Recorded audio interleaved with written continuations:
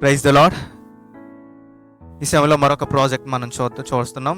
ఇక్కడ మనకి కనిపిస్తుంది 2 ఓడలు మనకు కనిపిస్తున్నాయి. ఒక చేప కనిపిస్తుంది. అద్భుతంగా దేవుని ఈ బిడ్డలందరూ కలిసి ఒక 5 బిడ్డలు మన మధ్యన ఉన్నారు. వీళ్ళందరూ తీర్చిదిద్ది ఎంతో చక్కగా దీన్ని చేశారు.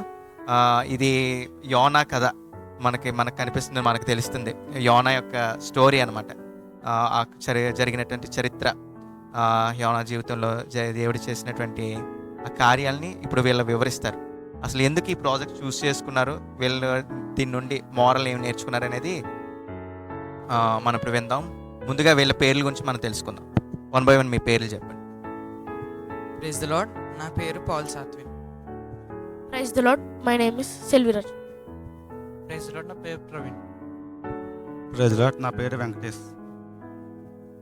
Praise the lord. నా పేరు శైలాస్.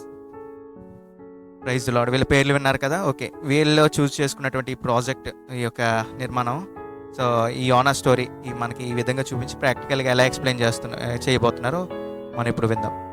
దేవుడు యోనాకు, నువ్వు నినివే పట్టణము దగ్గరికి వెళ్ళి అక్కడ ఉన్న పాడైపోయి ఉన్న ప్రజలను రక్షించమని చెబితే, అప్పుడు యోనా యొప్పేకు ఒడ్డుకు వెళ్ళి అక్కడ నినివే పట్టణముకు వెళ్లకుండా తర్షీషు ఓడ ఎక్కుతాడు. దారిలో పెద్ద జలప్రలయం వస్తుంది. అప్పుడు ఓడ ఒక యజమానుడు అక్కడ ఉన్న సరుకులన్నీ కింద పడేయమంటారు. పడేసిన తర్వాత అయినా పడవ కుదిటి పడలేదు.